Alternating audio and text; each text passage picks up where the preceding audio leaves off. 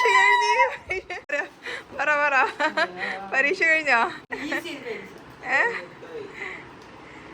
മിഠായിയോ? നോമ്പല്ലേ? ക്യാച്ച് കഴിഞ്ഞപ്പോ എന്തായി? ടീച്ചേഴ്സൊക്കെ എന്ത് പറഞ്ഞു? ഒന്നും പറഞ്ഞില്ലേ? എൻജോയ് ചെയ്യ് വെക്കേഷൻ ഒന്നും പറഞ്ഞില്ലേ? എന്ത് പറഞ്ഞു?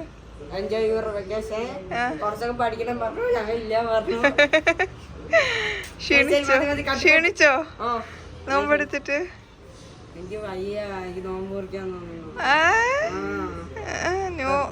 നീ പോയി കിടന്നോ? കിടന്നോ? കിടന്നോ.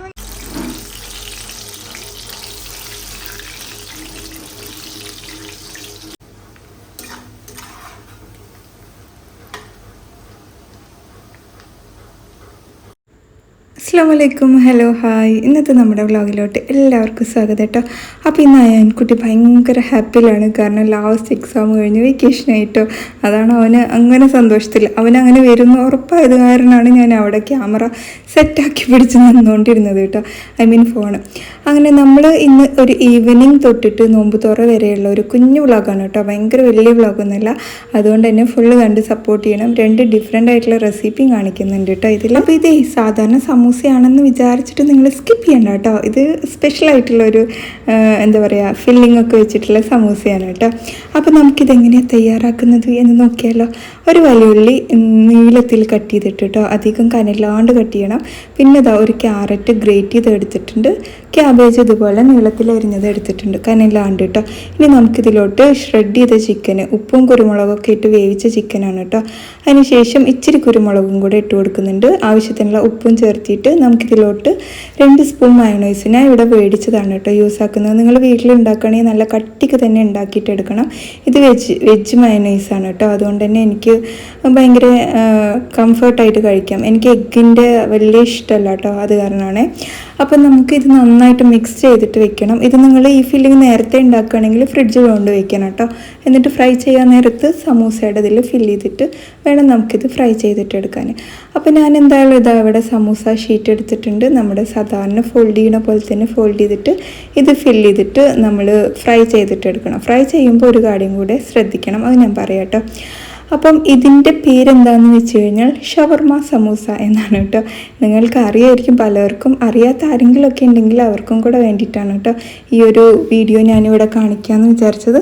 പിന്നെ നമ്മുടെ സ്വന്തം ഒരു സ്നാക്ക് റെസിപ്പിയും കൂടി ഞാൻ ഇതിൽ കാണിക്കുന്നുണ്ട്. ഇത് നമ്മുടെ സ്വന്തമല്ല, ഇൻസ്റ്റയിൽ കണ്ടൊരു റെസിപ്പിയാണ് കേട്ടോ. അപ്പോൾ ഈ ഒരു ഫില്ലിങ്ങിൽ ഏകദേശം ഒരു 13 എണ്ണമൊക്കെ എനിക്ക് ഉണ്ടാക്കാൻ പറ്റിയിട്ടുണ്ടായിരുന്നു. ഞാൻ 10 സമൂസ ഉണ്ടാക്കാറുള്ളൂ, അത് കറക്റ്റായിരിക്കും കേട്ടോ. നമുക്ക് അങ്ങനെ നല്ല തിളച്ച എണ്ണയിലോട്ട് ഇട്ടിട്ട് പെട്ടെന്ന് ഫ്രൈ ചെയ്തിട്ട് എടുക്കേണ്ട ഒരു ഐറ്റം ആണിത്. ഒരുപാട് ഫ്രൈ ചെയ്ത് കഴിഞ്ഞാൽ നമ്മുടെ എഗ്ഗ് മയണൈസ് ഇടുന്നവരാണെങ്കിൽ എഗ്ഗ് അങ്ങ് ഓംലേറ്റ് ആയിട്ട് പോകും കേട്ടോ. അപ്പോൾ നമ്മൾ ഇവിടെ വെജിറ്റബിൾ മയണൈസ് ആയതുകൊണ്ട് പ്രശ്നമല്ല, അതാണ് യൂസ് ആക്കിയത്. അതുകൊണ്ട് വലിയ ഇഷ്യൂ ഉണ്ടായില്ല. ഈ ഒരു ലെവലാകുമ്പോഴത്തേക്കും ഞാൻ അതൊന്ന് കോരിയെടുത്തു കേട്ടോ. നിങ്ങൾ ഒരുപാട് കുക്ക് ചെയ്യാണ്ടിരുന്നാൽ മതി കേട്ടോ എഗ്ഗ് മയണൈസ് ഇടുകയാണെങ്കിൽ. അപ്പോൾ എന്തായാലും നമ്മളിവിടെ സമൂസയൊക്കെ ഫ്രൈ ചെയ്തിട്ട് എടുക്കുകയാണ്. നെക്സ്റ്റത്തെ നമ്മുടെ സ്നാക്ക് എന്താണെന്ന് നോക്കാം. അപ്പോൾ കാണാൻ തന്നെ നല്ല മൊഞ്ചുള്ള ഈ ഒരു ഐറ്റമാണ് കേട്ടോ ഞാൻ അടുത്തതായിട്ട് കാണിക്കാൻ പോകുന്നത്. ഇതിൻ്റെ റെസിപ്പി എല്ലാം കാണിക്കുന്നുണ്ട്. ഒരു സ്പെഷ്യലായിട്ടുള്ള എന്താ പറയുക, ഇതിന് ബജ്ജീന്ന് പക്കവട എന്ന് അങ്ങനെ എന്ത് വേണമെങ്കിലും പറയാം, പക്കവട എന്ന് പറയാം, അതാണ് നല്ലത്. ബജി എന്ന് പറഞ്ഞാൽ കറക്റ്റായിട്ട് പേര് വരില്ല. അപ്പോൾ എന്തായാലും ഞാനിവിടെ ഒരു 4 സ്ലൈസ് ബ്രെഡ് എടുക്കുന്നുണ്ട്. ഇതൊന്ന് സോക്ക് ചെയ്തെടുക്കണം. നമ്മൾ പച്ചവെള്ളം ഒഴിച്ചു കൊടുത്താൽ മതി കേട്ടോ, ഒരുപാട് അങ്ങ് ഒഴിച്ചു കൊടുക്കരുത്. നമുക്ക് ആവശ്യമുണ്ടെങ്കിൽ പിന്നെ ഒഴിച്ചു കൊടുക്കാം. ഇതാ ഈ ഒരു ലെവലിൽ ആ ബ്രെഡൊന്ന് നനഞ്ഞ് വരണം. ഇനി അതിലോട്ട് ഒരു വലിയുള്ളി സ്ലൈസ് ആക്കിയത്, ചെറുതാണെങ്കിൽ പകുതി മതി. പിന്നെ ഞാൻ നേരത്തെ എടുത്ത ക്യാബേജിൻ്റെ കുറച്ച് ബാക്കി ഉണ്ടായിരുന്നു, അതിനെങ്ങനെ നീളത്തിൽ കട്ട് ചെയ്തെടുത്തിട്ടുണ്ട്. പിന്നെ അതാ ചിക്കന് വേവിച്ചതിന് ഞാൻ ഉപ്പും മഞ്ഞൾപ്പൊടി ഇട്ട് വേവിച്ചതാണ് കേട്ടോ.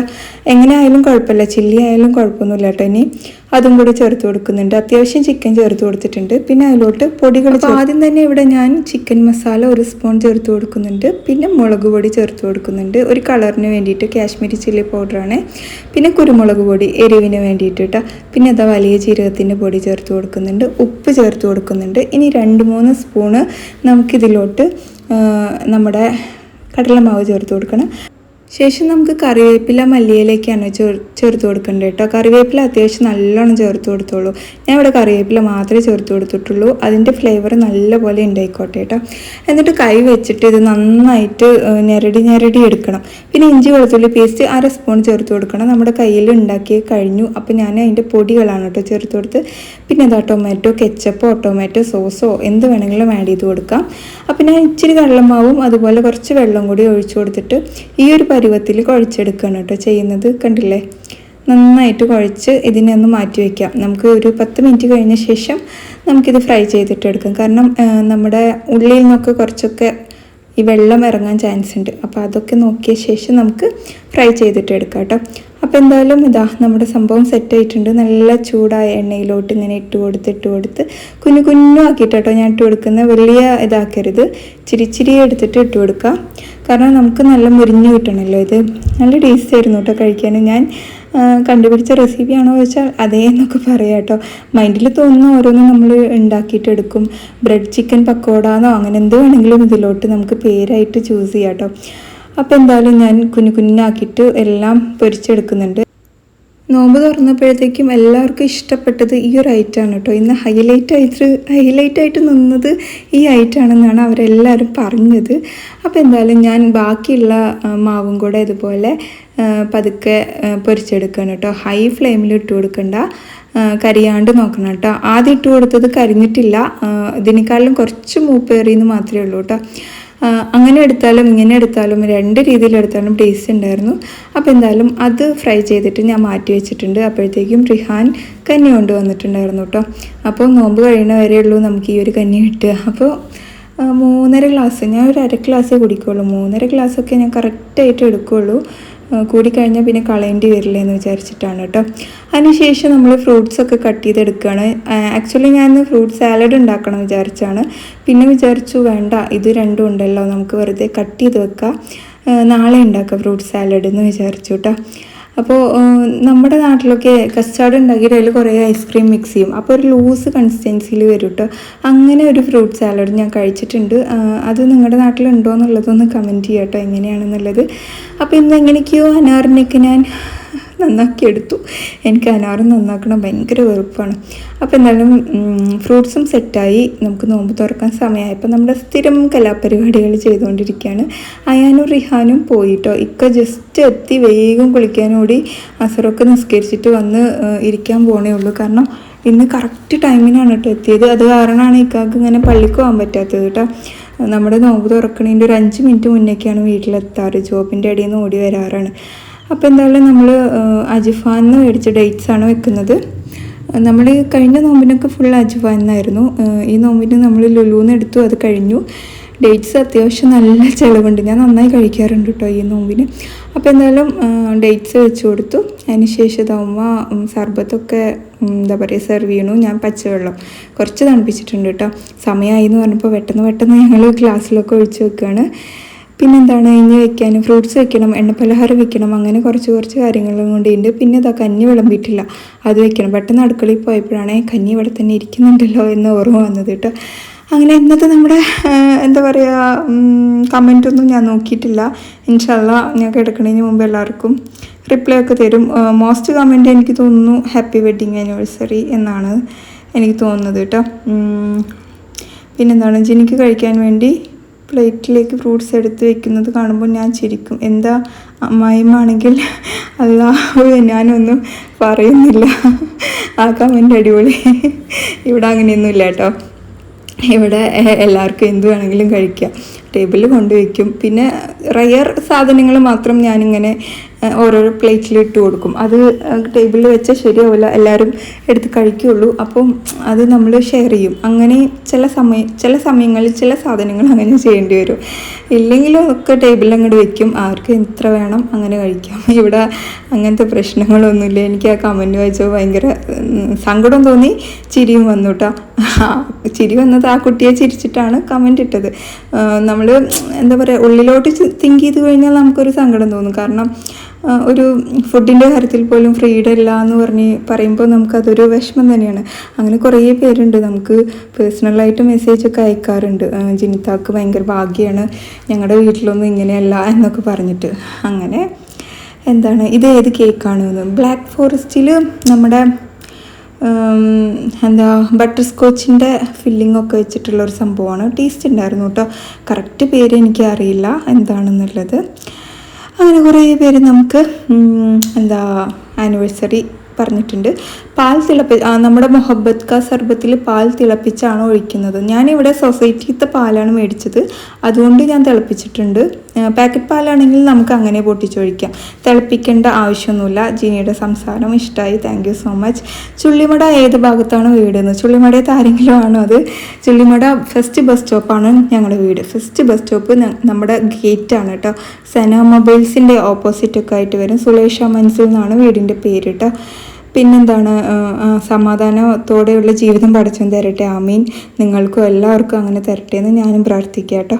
ക്യാപ്ഷൻ ഇട്ടത് അവർക്ക് നല്ലോണം ഇഷ്ടമായി എന്ന് തോന്നുന്നു. Thank you so much. പിന്നെന്താണ്, ഇതാ ചായ ഉണ്ടാക്കാൻ തുടങ്ങിയില്ലേ. ഞാൻ സംസാരിച്ച് സമയം പോയത് അറിഞ്ഞില്ല.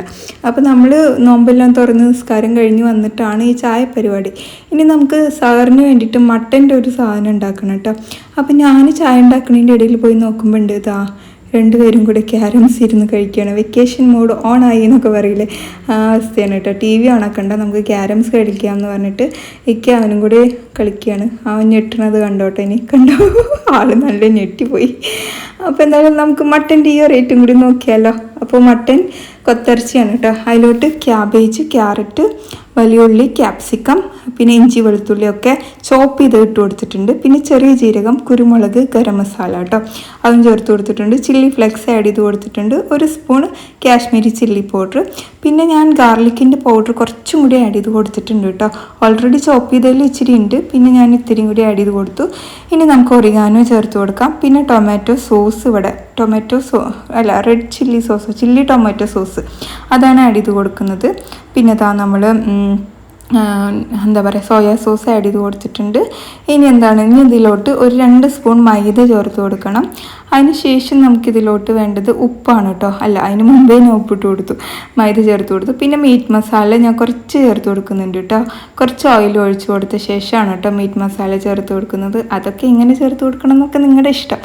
എന്നിട്ട് നന്നായിട്ട് കുഴച്ചെടുക്കുക. ഇനി നമുക്കിത് ഉള്ളം കയ്യിൽ വെച്ച് ഉരുട്ടി പരത്തുക. നമ്മുടെ പരിപ്പ് വടയ്ക്കൊക്കെ ചെയ്യില്ലേ, എന്നിട്ട് ഷാലോ ഫ്രൈ ചെയ്ത് എടുത്ത് കഴിഞ്ഞാൽ നല്ല ടേസ്റ്റി ആയിട്ടുള്ള കബാബ് റെഡി. അപ്പോൾ എന്തായാലും ഇത് ഞാൻ അത്താഴത്തിന് വേണ്ടിയിട്ടാണ് റെഡിയാക്കിയത്. അപ്പോഴേ ഇനി വറുക്കുള്ളൂ. പിന്നെ ചോറ് വെച്ച് കുറച്ച് പാത്രങ്ങൾ കഴുകാനുണ്ടായിരുന്നു കേട്ടോ. ഇപ്പം ഞാൻ വോയിസ് ഓവർ കൊടുത്തുകൊണ്ടിരുന്നപ്പോൾ ജിനി ഡ്രൈവ് ചെയ്യുമെന്നു. ലൈസൻസ് ഒക്കെ ഉണ്ട്, ഡ്രൈവ് ചെയ്യാൻ പേടിയാണ്. അപ്പോൾ എന്തായാലും നമ്മുടെ ഇന്നത്തെ വ്ളോഗ് ഇത്രയൊക്കെ തന്നെയുള്ളൂ. നിങ്ങൾക്ക് ഇഷ്ടമായിട്ട് ലൈക്ക് ചെയ്യാൻ ഷെയർ ചെയ്യാനൊന്നും മറക്കരുത്. മറ്റൊരു കുഞ്ഞു വ്ളോഗായിട്ട് ഇനി വരാം. അതുവരെയൊക്കെ എല്ലാവർക്കും bye. It's me Jini from Palakkad. നമ്മൾ സപ്പോർട്ട് ചെയ്ത എല്ലാവർക്കും ഒരുപാട് നന്ദിയുണ്ട് കേട്ടോ. ഇനിയും ഞാൻ നിങ്ങളുടെ സപ്പോർട്ട് ഒത്തിരി പ്രതീക്ഷിക്കുന്നുണ്ട്. നമ്മുടെ FB ആണെങ്കിലും യൂട്യൂബ് ആണെങ്കിലും ഇൻസ്റ്റ ആണെങ്കിലും മാക്സിമം സപ്പോർട്ട് ചെയ്യാം കേട്ടോ. കമൻറ്റ് എന്തായാലും ചെയ്യാൻ മറക്കരുത്. അതുപോലെ ലൈക്ക് ഇടാനും മറക്കരുത്. വീഡിയോ ഫുള്ളായിട്ട് വാച്ച് ചെയ്യുന്നു ഒരുപാട് പ്രതീക്ഷിക്കുന്നുണ്ട്. അപ്പോൾ എല്ലാവർക്കും tata bye bye, take care, have A nice day.